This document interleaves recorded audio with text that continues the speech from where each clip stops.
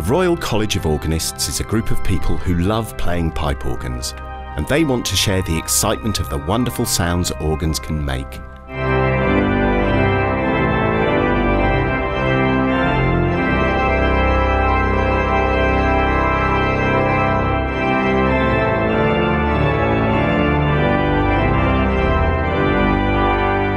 Once you've started playing the organ, it's very infectious and you get the bug, and once you've got the bug, you just want to travel around playing instruments everywhere, and it's just fabulous. But pipe organs are so big that you can't transport them into schools and homes to show people what they're like. So how do you spread the message? The Royal College decided to turn to technology for an answer. A few years ago, we got to know about the School of Informatics at the University of Bradford. And it seemed to us that there was a very important opportunity not to be missed, that we could collaborate with this department and create a new educational resource. The college contacted Doctors Peter and Lucy Comerford, who work in the Department of Computing at the university, where they research in musical acoustics, especially organ sound. The RCO already knew what they wanted to convey about the pipe organ. Playing the organ is a very thrilling experience. It's a very physical experience, but it's a very exciting instrument. Because of course you have to coordinate 2 hands and 2 feet. And with all the stops that you have on the organ, you can find extremely quiet sounds, very loud sounds, lots of shades in between, and lots of different timbres, lots of different colours. Reed stops and string stops and flute stops and so on. And so the Bradford team came up with a novel concept. What we'd like to do is make something for the pipe organ comparable with Thomas the Tank Engine. So what we did was write a script which incorporated basic organ facts, but in a fun sort of way. We got a little boy with a magic musician, and they met the greatest musical instrument of all. But although we got the script, we still needed somebody to do the animation, and we were very lucky to meet Carl Abson. He was an MA student studying computer animation, and his supervisor was Dr. Hassan Ugail.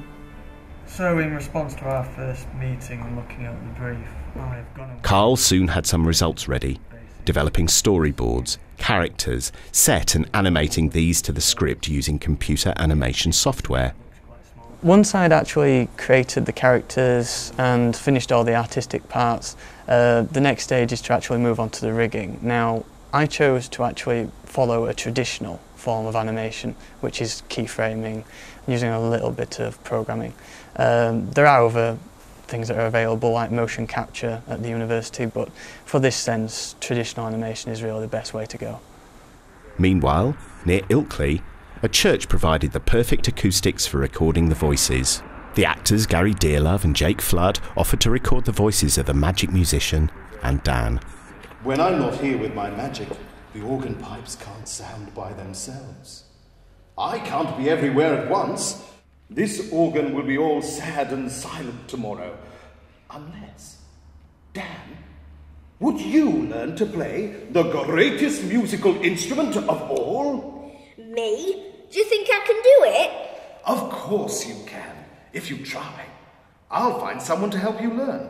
But until you've learned, would you like a little bit of my magic so that you can have a go at playing it right now? Oh, yes, please. Come on, Pipes, let's do it together.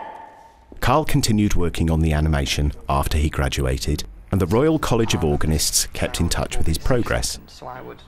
Meanwhile, the organ recitalist, Keith Hernshaw, offered to perform the music track for the film on the fine pipe organ at a manual church in Wild Green near Birmingham. Obviously the organ is just the king of instruments, and to be able to have the opportunity in such a fun way with the animation to inspire youngsters to want to take it up is just wonderful. It's just fabulous, and this instrument here at Wild Green is just so stunning, and the acoustics and the space it's in is just fabulous. It couldn't be a more perfect venue. It was important to choose music that sounded good in very short sections and which fitted in exactly with the story. Typically organ music, really well-known organ music, but something that people are going to recognise. How about the reading march? Yes, a bit of that now.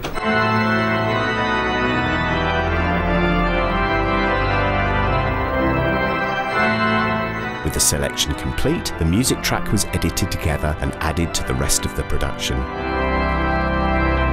The danmagic.org website was produced to host the animation and to provide resources for teachers. DVDs were made for those who don't have access to the web, and a high-definition version was produced for cinema screenings.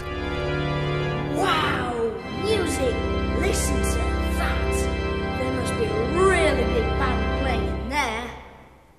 It's come out extremely well and we're very pleased with it.